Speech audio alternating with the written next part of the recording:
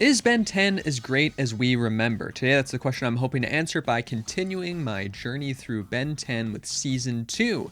If you didn't see my review of Season 1, that'll be linked down in the description. The card is in the top right corner. But without further ado, let's jump right into the review. The opening episode of Ben 10's second season is exceptionally promising. First off, we haven't simply reset the status quo. Nah, the kids are questioning elements of Grandpa's past. Ben has this newfound obsession with following in his footsteps, and Gwen's a bit offended that he never told them. But this episode doesn't just follow up on their reaction to all this plumber crap. It also dives deeper into Grandpa's mindset about why he quit and builds a conflict around that. See, when the gang runs into Grandpa's past plumbing partner Bill, things quickly get strange. Bill clearly wants Grandpa to rejoin him, but Grandpa rejects that offer quickly. The past is in the past. He has other things to do now. But after they leave, Bill calls them, saying that he needs help with some more aliens. After they deal with that though, Grandpa is super suspicious. Isn't it a weird coincidence that Bill happened to be where more aliens happened to appear and that he happened to have the right tool to deal with them? And there's something I really appreciate already. This episode is quietly building reasons for Ben to join Bill. In particular, we see that Bill drives a nice car and that he stays in a fancy hotel room. There isn't all that much attention drawn to this, but we're seeing two very different lifestyles. Grandpa in his rust bucket, and Bill living it up. It creates a compelling reason for Ben to view the plumbing life as something cool that they should absolutely go back to. But Grandpa sees the other side of it, the danger and responsibility. Being a plumber isn't fun. So it works really well when Bill's whole scheme is revealed. Sure, he wasn't horribly subtle about it, but the episode's done a good job of making him into a relatively compelling villain. He's releasing these aliens himself, capturing them, and soaking up the goodwill and rewards from others. Obviously, he's a corrupt guy, but when he says he's going to kill Grandpa and then tell Ben that his final wish was for Ben to join Bill as a plumber, that's the type of villain shenanigans I signed up for. If there isn't time or reason to make a villain multifaceted, that's fine, but make them punchy and extreme. It's so much more fun that way. In the end though, using all their combined abilities and talents, the gang defeats Bill, trapping him in the null void. And introducing that null void here is a great idea. After all, it's going to come back at the end of the season, but it doesn't feel like a nod from the writers like, hey, that's going to be important so we included it. Nah, it feels natural, like another tool in the team's arsenal. Perhaps most importantly though, we get a really sweet character moment at the end, with Grandpa apologizing for keeping all this from the kids and saying that they both would have made great plumbers. This way, he's able to see their desire to plumb like the best of them for what it is, an admiration for their grandpa's work, an acknowledgement of how important it is, and a deep respect for him. All around, this feels like a promise from the show that we're going to keep building, keep developing these characters. That, though the show is still obviously going to be focused on episodic shenanigans, this world will expand and grow, and these characters will grow with it.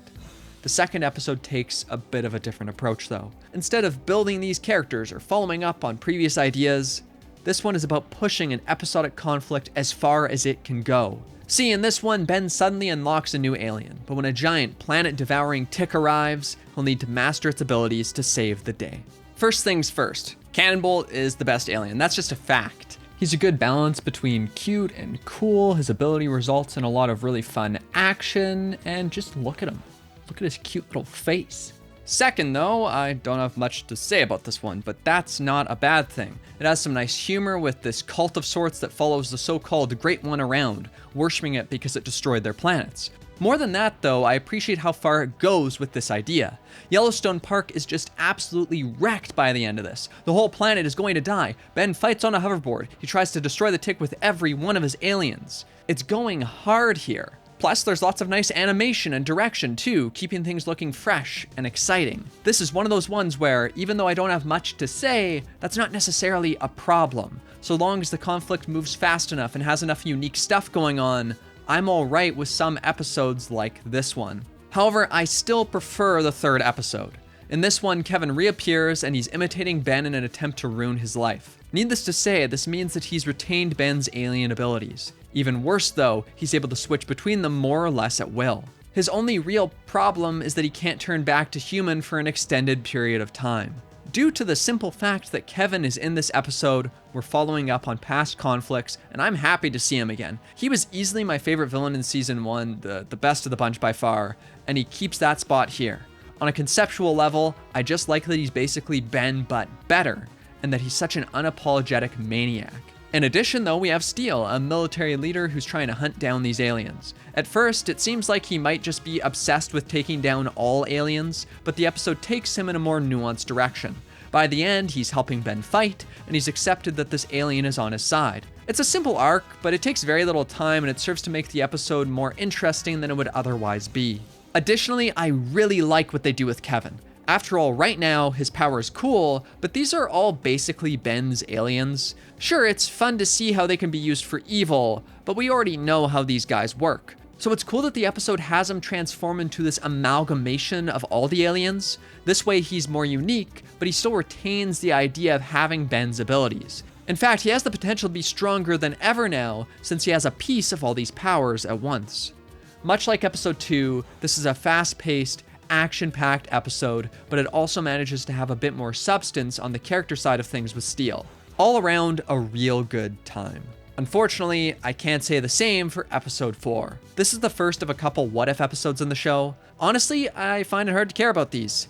Even with mostly episodic stories, I'm someone who really cares about the long-lasting implication of events, about the way these people will grow or change or the impact these episodes might have on them. So an episode that is telling me it's not going to connect to others, not really for me. And this one is particularly frustrating because it has so many moments where Ben could grow. See, this story takes place in an alternate reality where Ben remembers having the watch, but no longer has it. Instead, we're back at the beginning of the trip, and Gwen happens to find it before him.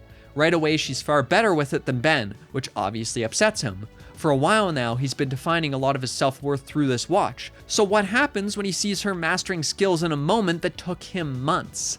Well, obviously that would suck, and he's going to have to find a way to redefine himself. So over the course of the episode, Ben has to fight Vilgax more like Grandpa. He learns to contribute even without the watch. And when it lands on Grandpa's wrist at the end and he cries that he'll never go hero again, Grandpa sums up the episode's message well. You just did, as Ben.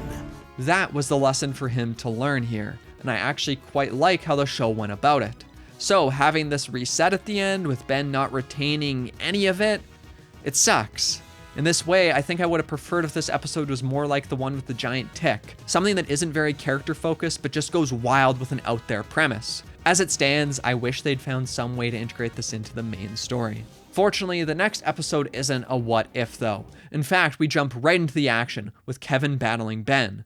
However, they're quickly beamed into space and placed in an intergalactic gladiator tournament. So now Ben needs to find a way back home. This episode really brings out the best in Ben.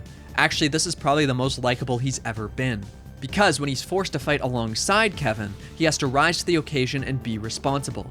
He's strategic, tells Kevin how to better use his powers, and forces him to pull back when he's about to kill. Actually, there's something else great about this. Now that Ben has been forced to teach him, Kevin is more powerful than ever, and he's going to use those powers to destroy Ben if he gets the chance. So the stakes are rising. Additionally, this episode has one character with a similar role to Steele, as a guy who's going to change throughout the episode or who we're going to learn more about. Here that character is the previous champion who Ben and Kevin beat together.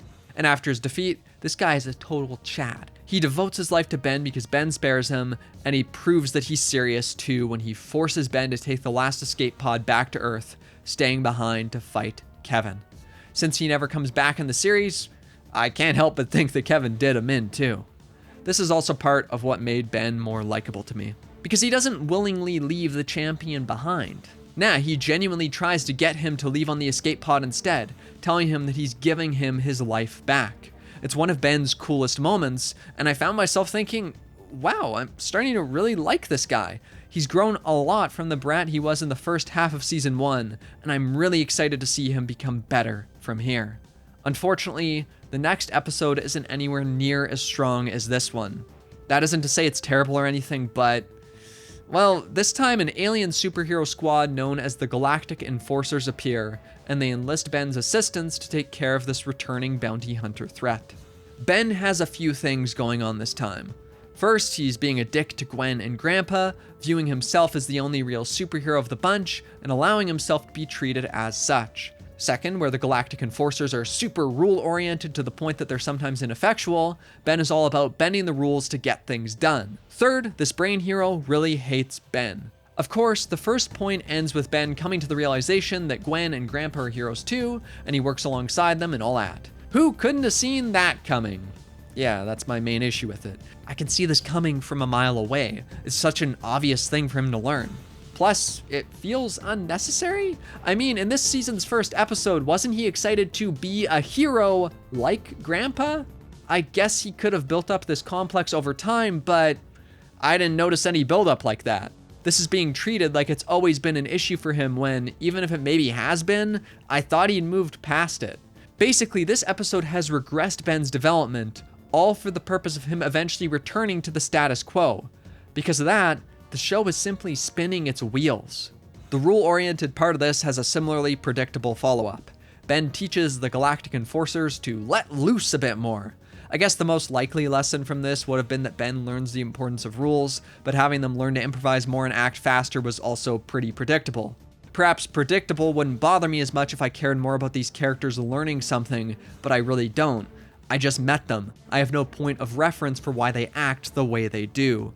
Speaking of the way they act though, the thing with the brain guy goes nowhere. And that's weird because it gets a good deal of focus this episode. Multiple times, Brain Guy does everything to show he's going to be a problem for Ben, other than turning to the camera and saying, Ben and I are going to have problems later.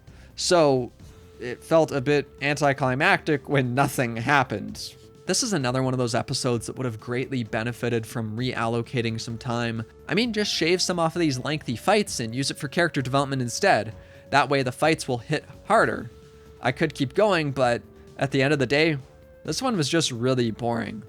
Which, unfortunately, is also the case for the next episode. Here, the gang finds themselves trapped in a camp infested with these mushroom-looking aliens. It takes a lot of obvious cues from horror movies and slasher films, which could be a fun way to spice things up, but it didn't really work for me. But let's start with the positives. The best part of this episode is easily the introduction of Wildvine. He's a really cool alien, and I like the way they use his powers here. It's nice to know that, regardless of whatever else is going on, the watch isn't going to stagnate.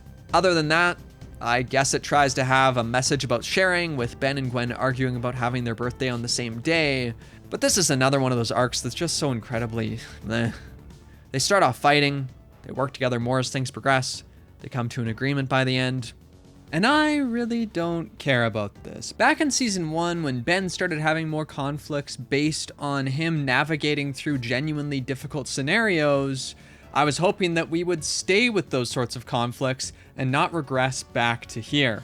And regress really is the key word, because I thought Ben and Gwen's relationship had grown past this, and you might argue that, well, you know, kids, realistically, they might need to learn the same thing multiple times or have better days and worse days, but I don't really care about how realistic it is. I care about watching a show that doesn't just spin its wheels and tread water. I would maybe feel a bit differently about this sort of thing if they didn't spend so much time focusing on the lesson, but it is such a central component of this that it takes away from the other potentially better parts of the episode, and it becomes the only thing that stands out in my mind. But the complaining isn't over yet, folks, because next up, we have another episode I dislike. Woo, let's keep the streak going. This time, Grandpa learns that one of the most powerful weapons of destruction ever created has been found, so he goes into full serious plumber mode. The main conflict here springs from Grandpa getting hyper-focused on finding the weapon, to the point where he gets snippy with Ben and Gwen. Obviously, by the end, he realizes that he shouldn't have acted that way, and all is well. So this is yet another conflict that's all about moving back to the status quo, instead of building from the status quo and creating a new one. Maybe I'd feel differently if this obsessive part of Grandpa's personality had been built up more in previous episodes, but we've never seen him like this before. It just pops up for this one, never to be seen again. Plus, he gets so extreme here that I don't believe he would act like this. I mean, when Ben almost dies and Grandpa responds with, Almost lost the mask. I call BS. Grandpa isn't gonna say that crap, no matter how obsessed he gets. If anything, a moment like this would have been what snapped Grandpa out of it. And that's really all I've gotta say about that one. Next up though, we've got a new villain, so maybe they'll bring the spice we need to kick this season up a notch. But no, not for me at least. Here we're introduced to Hex's niece, Charmcaster. Right away she breaks Hex out of prison, and now he's out for revenge against Lucky Girl.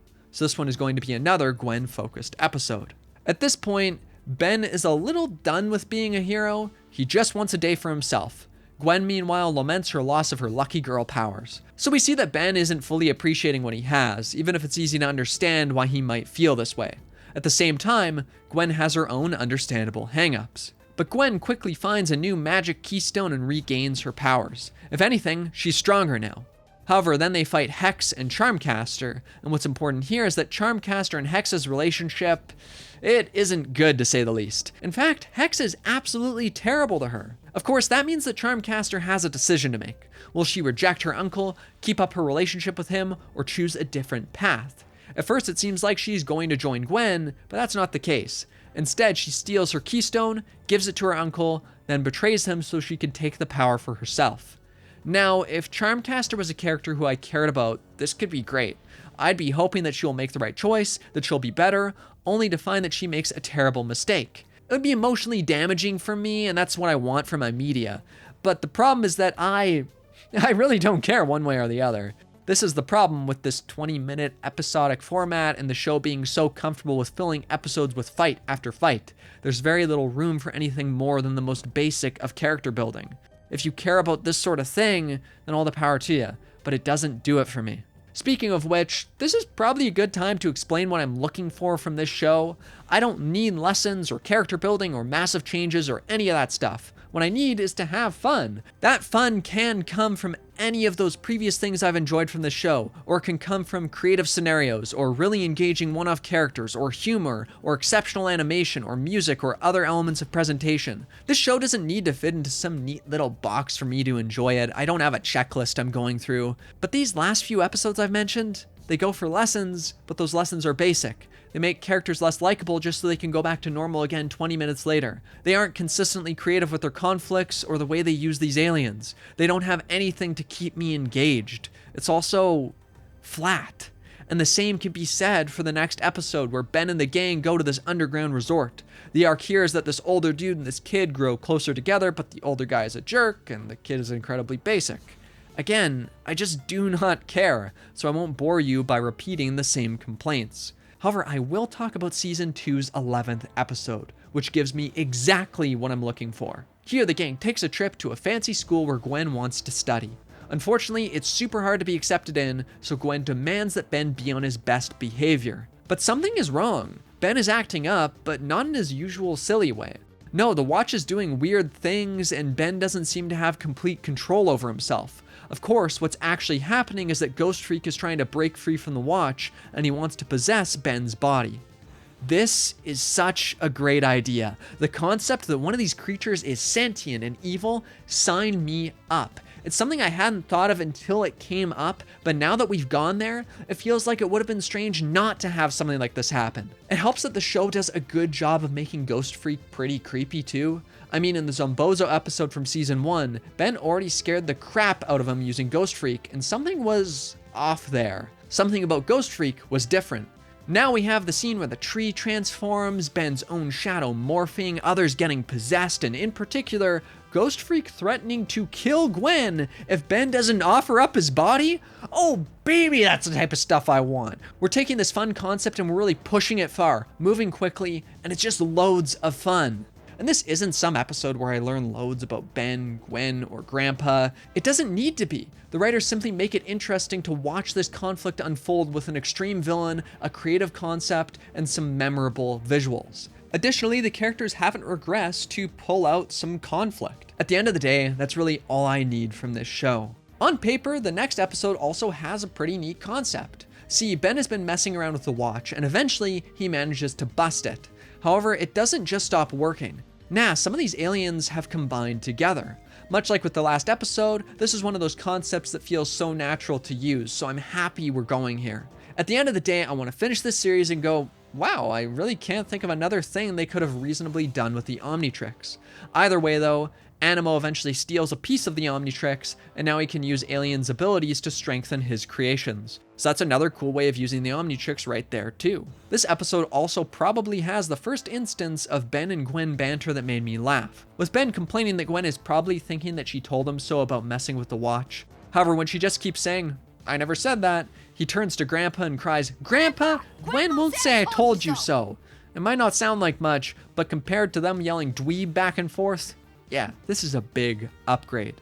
However, this episode doesn't have the benefit of a villain I care about because Animo, I don't know, he's just so bland to me. By now, I would hope we'd know more about him, but not really. Additionally, this episode has some wonky pacing with an insanely long fight scene toward the end that probably could have been cut in half. My biggest issue comes here though, when Grandpa pushes Ben out of the way of Animo's laser blast and gets transformed into a slug.